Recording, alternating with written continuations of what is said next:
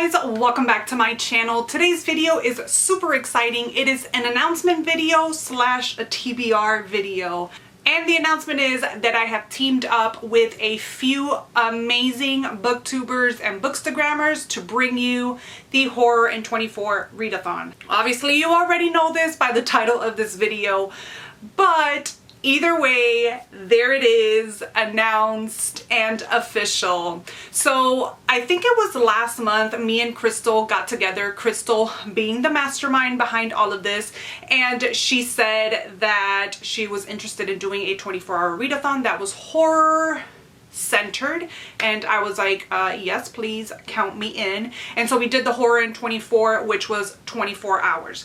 But this time around she was like, how about we do 24 days, because a lot of the people that have participated in the 24-hour readathon were interested in something that was longer. So she decided to do Horror in 24, which is 24 days. So this readathon starts July 11th and ends July 24th. And we have prompts. We also have Instagram challenges, which is super fun if you are on Instagram and want to join in. If you do decide to participate in this readathon, use the hashtag Horror in 24 so that we're able to see and follow your progress during this readathon. And now on to the awesomeness that I'm co-hosting this readathon with. We have the mastermind and the creator of the readathon, Krystle.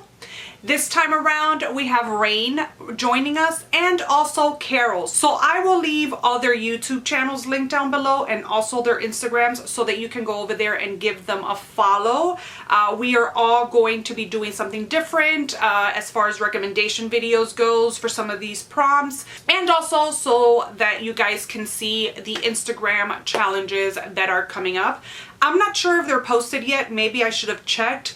But either way, just head on over to Instagram if you guys do have an Instagram account so that you can see those challenges. Now on to the prompts and the books that I am going to be reading for this readathon. So we have 8 prompts in total, which should be enough. It shouldn't be too much because, again, this readathon is for 24 days. So I think 8 prompts is pretty good. 8 books is a pretty good amount to read in 24 days. If you guys cannot read 8 books in 24 days, that is totally fine. We honestly didn't talk about any like rules as far as multiple books or multiple prompts per book, but if you guys can find 1 book or 2 books or just 3 books that fit all these challenges, I'm sure you will be fine. But I am choosing to try and read 8 books. I know, probably setting myself up for failure. But I wouldn't be me and I wouldn't be a Virgo if I didn't overachieve. Like I said, there are 8 prompts. One of the prompts is a group book, which I will be mentioning at the end of the list of prompts. And I'm so excited for this book. It is a new release. So get your wallets ready, get your e-readers ready, get your physical hands ready. I don't even know what I'm saying, but you guys are not gonna want to miss this book. So let's just jump right into the prompts. The first prompt is a book with red on the cover. Funnily enough, each and every one of my books has red on the covers. Well, maybe not each and every one of them, but the majority of the books that I'm reading have red on the cover. But picking out just one book, I am going to be reading an arc of The House That Fell from the Sky. From the where? The House That Fell from the Sky from Patrick Delaney. This book comes out in September, but I am involved in a book party for this with the Nightworms, and we are all reading it in July, so I figured it's part of my TBR as it is for July. Let me add it to the Horror in 24 readathon. This follows a 29-year-old girl. She drops out of school and returns home to the people that she had left behind. She wants to reconnect with people.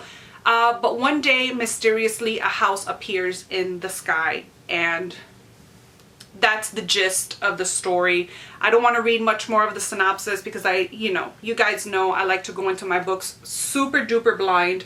The second prompt is to read a book that has a haunted house or a ghost story in it. And for that, I am picking a book that I actually started last year, and I actually made a video of the books that I DNF'd in 2019. I will leave that up here, but not necessarily DNF'd because I didn't like them. It was just DNF because something else caught my eye, or I had to read a review book, or whatever reason it was, I had put the book down, but I was actually enjoying them and I wanted to actually finish them at some point.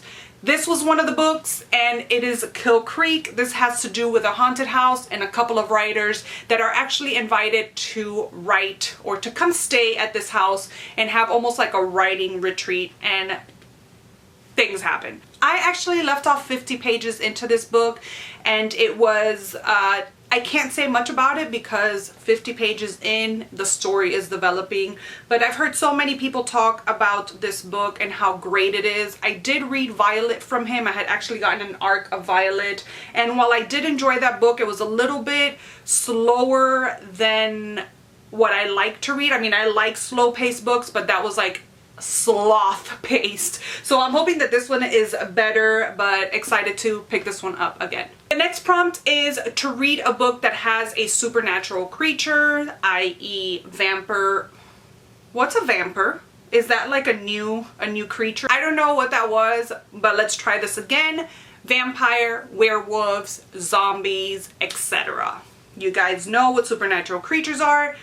For my book, I am going to be choosing In the Valley of the Sun by Andy Davidson. This is a vampire novel.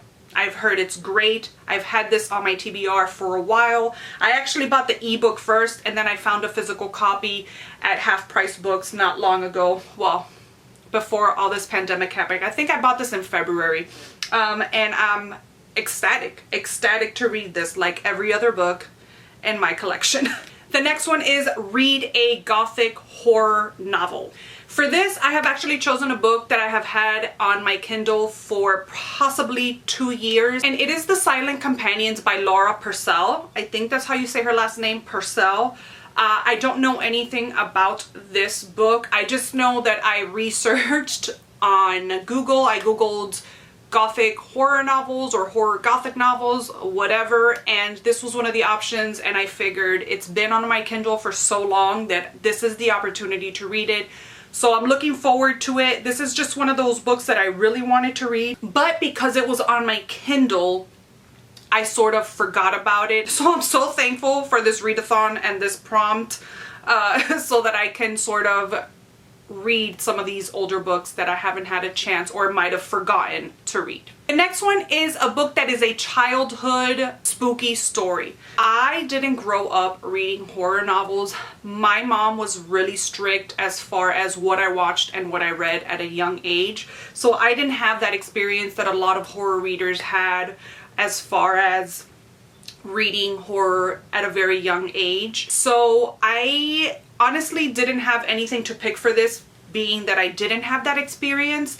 But what I am going to read is Goosebumps, because that seems to be everybody's childhood love. I did go ahead and buy the Goosebumps tin can set. I saw it on Krystle's video, on her TBR video, and I was like, I jumped on Amazon and ordered it right away. I think there's like 5 or 6. There's a certain amount of books in there that they reprinted, and I just jumped on it, and that's what I'll be reading. So I'm copying Krystle. Thanks, Krystle, for the advice that you didn't know you were giving me. So I have that coming in the mail. I ordered it from Amazon and it should be here this weekend. So that's what I will be reading for that prompt. Number 6 is to read a psychological horror. I mean, take your pick off my shelves. For that, I chose Red Dragon by Thomas Harris. The Hannibal Lecter series is just a series that I've wanted to read forever. I actually started this book a couple years back